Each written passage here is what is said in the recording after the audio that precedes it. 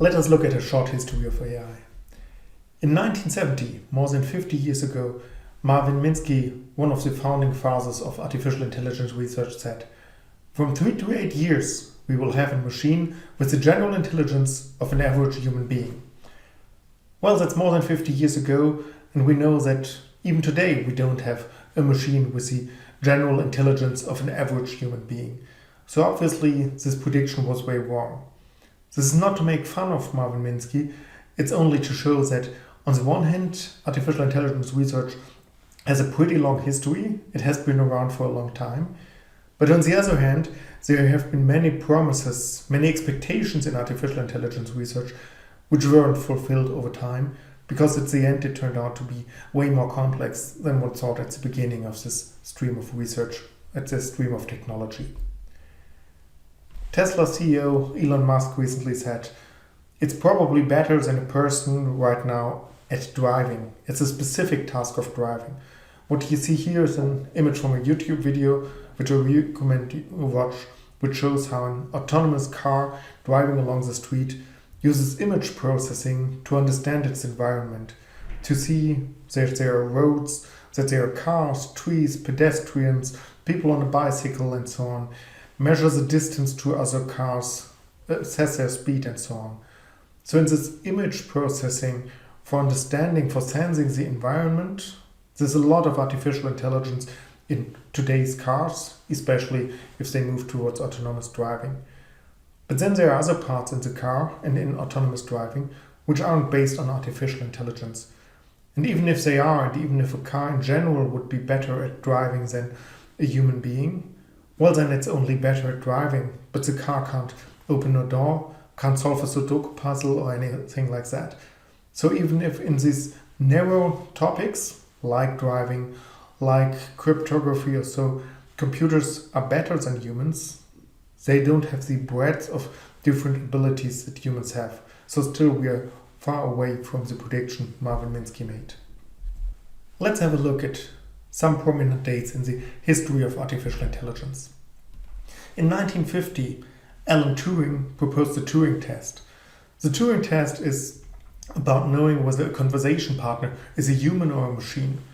So imagine you're in a room, you're sitting in a computer desk, you have a keyboard, you have a screen in front of you, and you're chatting with somebody supposedly in the next room.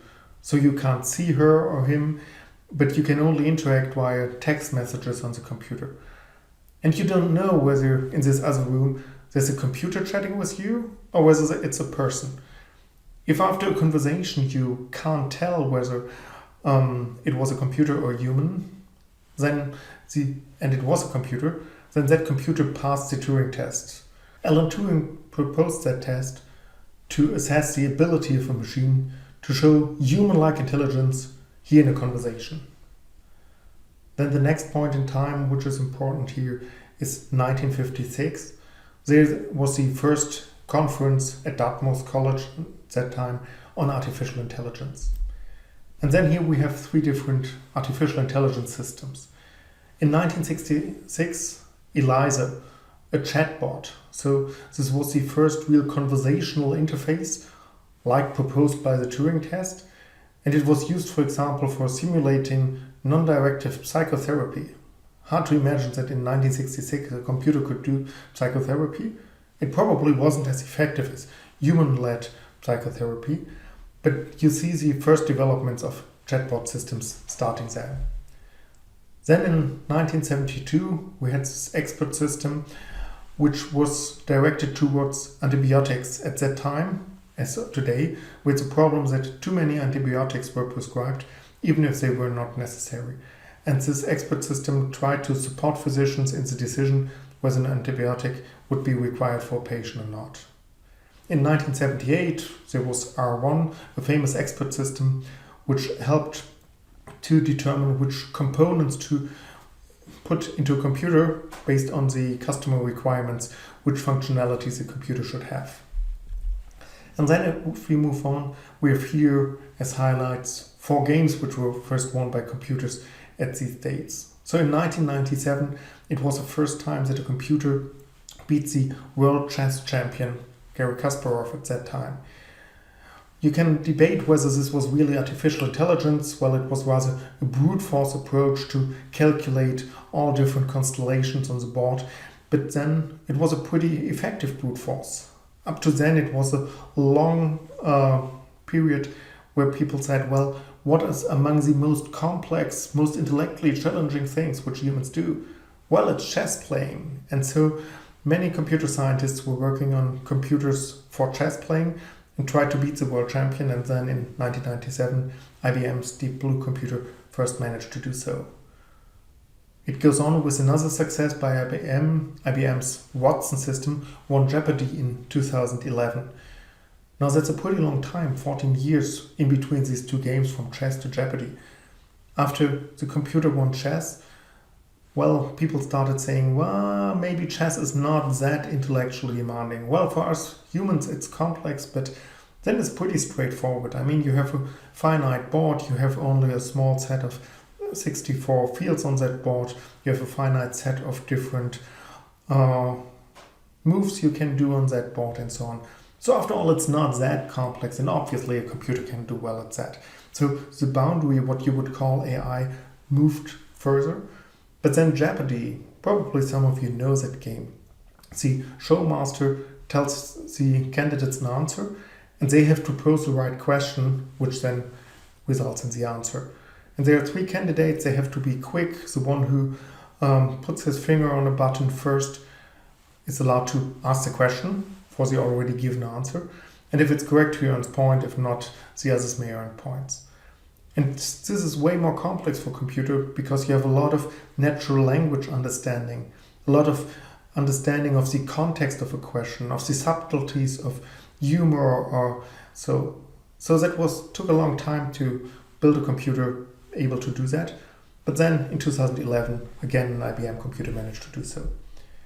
In 2016, AlphaGo from Alphabet, Google's parent company, won the game of Go, which is way more complex than chess is.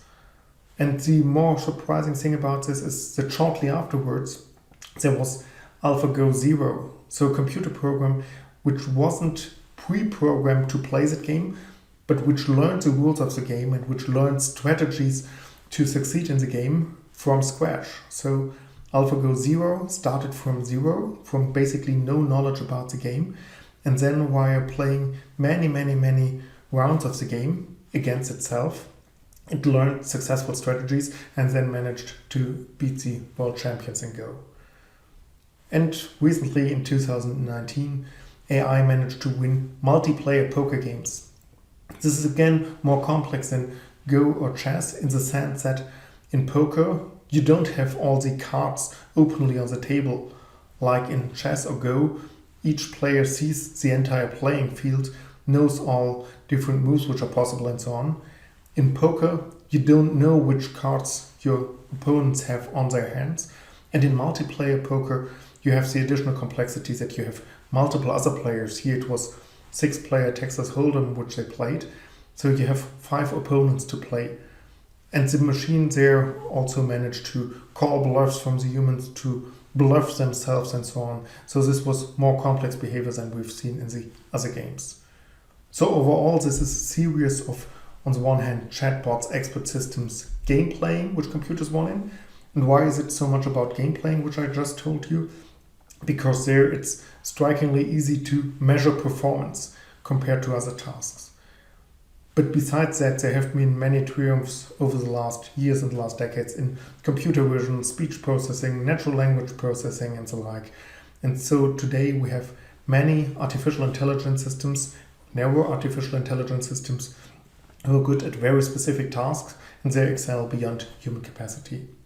But in this decade-long history of artificial intelligence, there have not only been triumphs, there have also been long periods of rather stagnation. We call them AI winters because it was cold as winter. It developed so slowly as nature does during winter.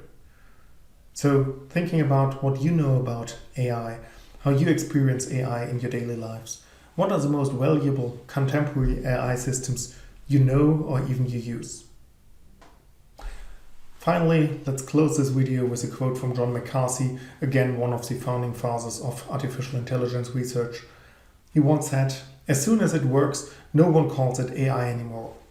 And that's something which we see today as well. I briefly mentioned that before when talking about chess, and first chess was the benchmark for intelligence. But then after the computer won, this benchmark quickly faded and one said, well, but it's not really intelligence you need for playing chess. A computer can easily do it. Artificial intelligence would be really something else. And we see this moving boundaries, this moving target all the time. And whether that's a problem or not, well, that depends on the perspective you take. You can see it as a problem if you say, how should we define artificial intelligence if it's a moving target? On the other hand, moving that target is sensible because it inspires further research, further innovation, not standing still and saying, now we have artificial intelligence and we can stop, because probably there's way more ahead than we've already seen up to today.